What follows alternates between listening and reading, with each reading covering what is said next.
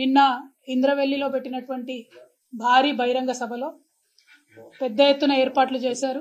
వేలాదిగా కుర్చీలు వేశారు, పెద్ద పెద్ద స్టేజీలు వేశారు, లైట్లు పెట్టిండ్రు. వీటన్నిటికీ పొద్దున పూటనేమో ప్రభుత్వ పరంగా కార్యక్రమాలు చేసుకున్నారు. సాయంత్రం పూట అదే ప్రాంగణంలో కాంగ్రెస్ పార్టీ యొక్క సభను ఏర్పాటు చేయడం జరిగింది. ఇవాళ గౌరవ ముఖ్యమంత్రి రేవంత్ రెడ్డి గారిని మేము సూటిగా ప్రశ్నిస్తూ ఉన్నాం.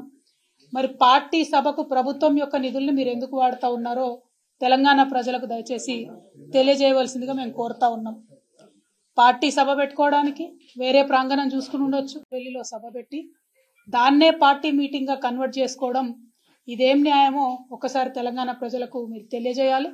అదేవిధంగా మొత్తం నిన్న మీటింగ్కి పెట్టిన ఖర్చు ఎంత, దాంట్లో కాంగ్రెస్ పార్టీ మరేమన్నా వేదిక వాడుకున్నందుకు, కుర్చీలు వాడుకున్నందుకు, లైట్లు వాడుకున్నందుకు ప్రభుత్వానికి ఏమన్నా ఫీజు కట్టించారో కూడా ముఖ్యమంత్రి గారు తెలియజేయవలసిందిగా ఈ సందర్భంగా నేను కోరుతా ఉన్నాను.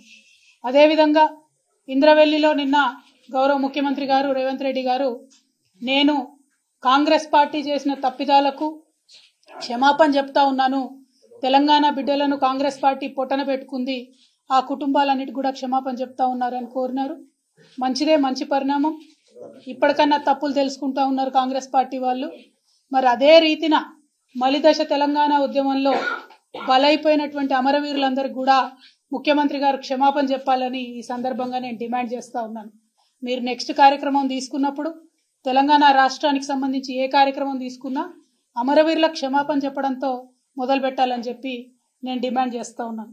అదేవిధంగా నిన్న గౌరవ ముఖ్యమంత్రి గారు అనేకమైనటువంటి విమర్శలు మాట్లాడుతూ ఒక మాట అన్నారు.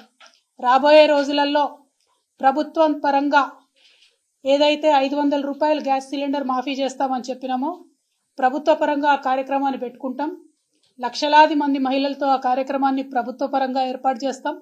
దానికి ప్రియాంక గాంధీ గారిని పిలుస్తామని చెప్పడం జరిగింది. ఇవాళ ముఖ్యమంత్రి గారిని నేను సూటిగా ప్రశ్నిస్తా ఉన్నాను, ప్రియాంక గాంధీ గారిని ఏ హోదాలో మీరు పిలుస్తా ఉన్నారు? ఆమె కనీసం దేశంలో ఇంతవరకు ఏ ఒక్క గ్రామం నుండన్నా సర్పంచ్గానన్నా గెలిచిందా? ఎమ్మెల్యేగా గెలిచిందా? ఎమ్మెల్సీగా గెలిచిందా? పోనీ మన రాష్ట్రంలో ఇప్పుడు ఏదన్నా ప్రోటోకాల్లో ఉన్నదా ఆమె? మీ పార్టీకి సంబంధించినటువంటి ముఖ్య నాయకురాలైతే మీ ఇంటికి పిలుచుకోండి, మీ మన్మడికి ఆశీర్వాదం ఇప్పించుకోండి. తెలంగాణకు వచ్చిన ఆడబిడ్డ కాబట్టి చీరా సారా పెట్టి సాదరంగా సాగనంపండి. కానీ ప్రభుత్వ కార్యక్రమాలకు ప్రియాంక గాంధీ గారిని పిలుస్తామంటే తప్పకుండా నల్ల బుగ్గలు ఎగిరేసి ఆ రోజు ప్రొటెస్ట్ చేస్తామని ఈ సందర్భంగా మేము ముఖ్యమంత్రి గారికి హెచ్చరిక చేస్తా ఉన్నాం.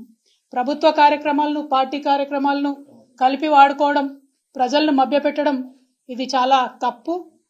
ఆ విధంగా చేసినట్టయితే తెలంగాణ ప్రజాధనాన్ని మీ పార్టీ ప్రయోజనాల కోసం దుర్వినియోగం చేసినట్టయితే, ప్రియాంక గాంధీ గారిని ఆ కార్యక్రమానికి పిలిచినట్టయితే తప్పకుండా మేము ప్రొటెస్ట్ తెలియజేస్తామని ఈ సందర్భంగా తెలియజేస్తా ఉన్నాం.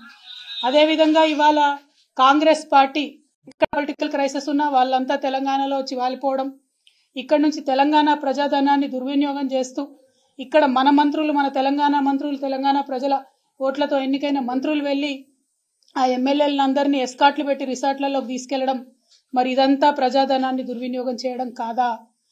ఒక మాట ఈ ముఖ్యమంత్రి గారు ఎన్నికల సందర్భంలో అనేక సందర్భాల్లో విమర్శలు చేస్తూ అనేక మాటలు అనడం జరిగింది. మేము అడ్వర్టైజ్మెంట్లు వేసుకోము బీఆర్ఎస్ వాళ్ళలాగా అన్నారు. ఇవాళ ఎన్ని అడ్వర్టైజ్మెంట్లు వేస్తున్నారండి? నిన్న ఇంద్రవల్లి సభకు ఎన్ని అడ్వర్టైజ్మెంట్లు వేసిండ్రు మీరు?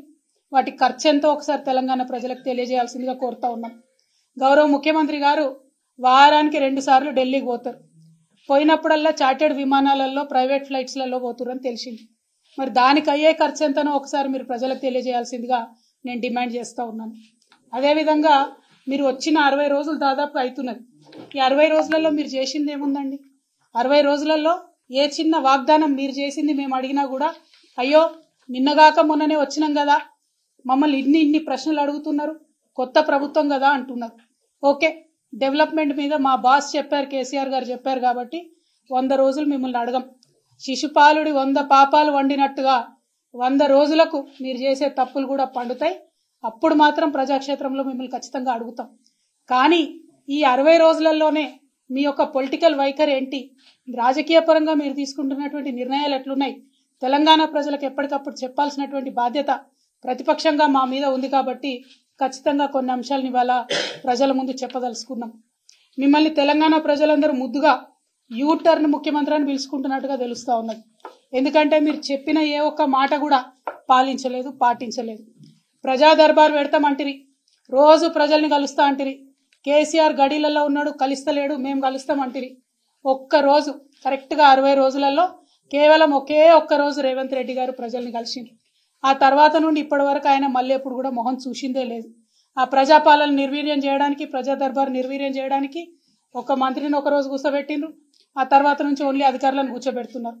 ఆ తర్వాత ఏం చేసిండ్రు? రాష్ట్రంలో ఉన్న వాళ్ళంతా ఇక్కడికి వచ్చేందుకు హైదరాబాదు జిల్లాలలోనే ప్రజాపాలన పెడతామని చెప్పారు. మేము చెప్పింది అదే కదా, ప్రజల వద్దకే పాలన పోవాలనే చిన్న జిల్లాలు చేస్తుంది, మండలాలు ఏర్పాటు చేస్తుంది, కొత్త కొత్త జీపీలను క్రియేట్ చేస్తుంది, తండాలను గ్రామ పంచాయతీలు చేస్తుంది. పాలన వికేంద్రీకరణ జరగాలని మేము కోరుకుంటే పాలన సెంట్రలైజేషన్ జరగాలని మీరు కోరుకున్నారు.